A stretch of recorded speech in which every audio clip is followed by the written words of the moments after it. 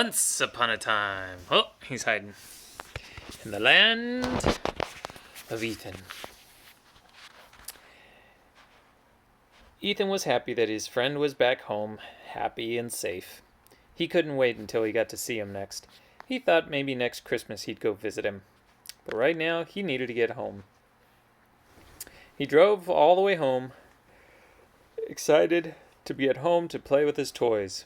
His brand new arcade, which he found out he can play his Steam games on.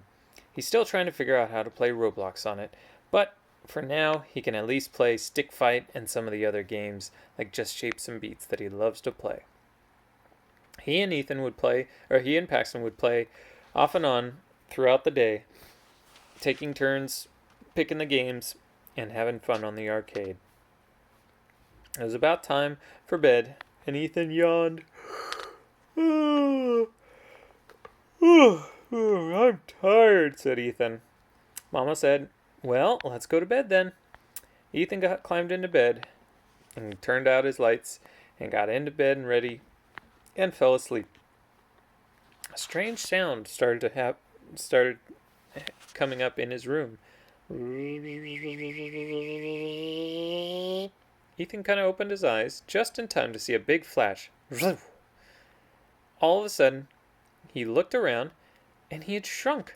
He was tiny, and something was pulling him. He was flying through the air. He was flying all the way to Chubbs' cage. What in the world, Ethan thought. He was as big as a bug, and he had just flown into Chubbs' cage. Chubbs was in the corner and came up to him. Don't eat me! Don't eat me! Said Ethan. I won't eat you, said Chubbs.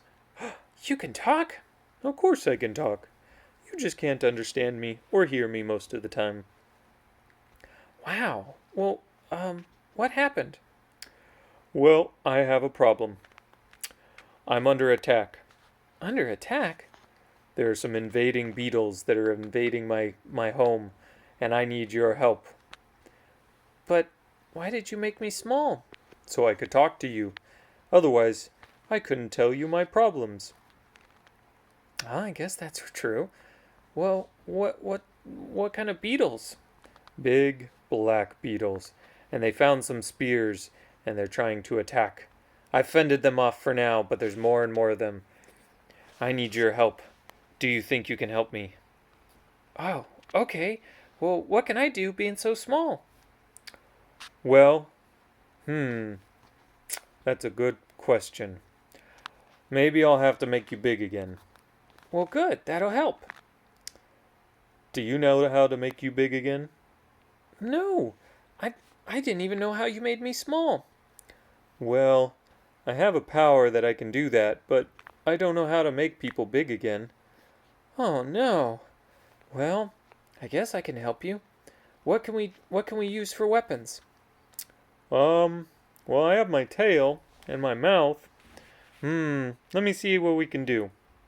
Chubbs then looked at his container and looked around and noticed that there was his rocks. He could probably break a piece off and give Ethan a rock to use. Then he climbed up to his wall and scratched off some of his wall and used it in the water to make kind of a mud and turned it into a big stick, a big clay stick. This'll work. They sat there waiting to see what would happen. A little bit later, they heard the sound of moving feet. Ethan said, They're coming. Right. Here, you go up on the hill there, on that big rock, and you wait. I'll start fighting them, and then you help. Right, said Ethan. He waited, watching to see what would happen. All of a sudden, 6 or 8 or 10 black beetles started crawling towards Chubbs with swords and knives and spears. It's time for us to take over this cage. It is ours now, Chubbs said. Over my dead body.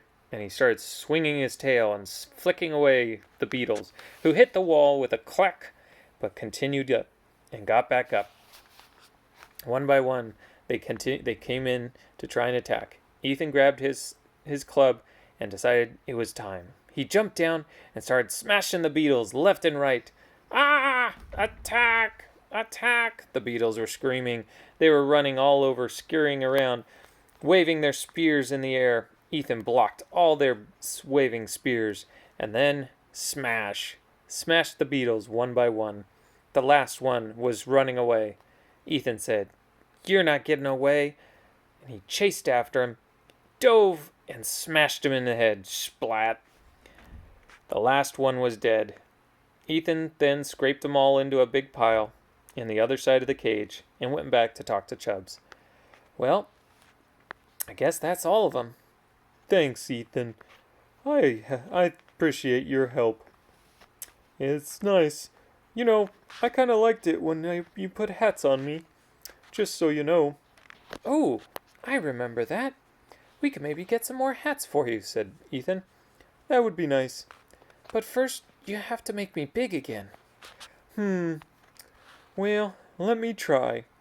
You better hop up on top of the cage so you don't grow too big." "Okay." Ethan hopped out of the cage and stood on the dresser. And Chubbs closed his eyes, opened his mouth, and a glowing light came out of his mouth. And then he was full size again. Then Ethan patted Chubbs on his head and said, "Thanks, Chubbs. I'll get you a hat in the morning." Chubbs nodded his head and blinked his eyes, and then laid down to sleep. Ethan went back into his bed and closed his eyes and fell asleep.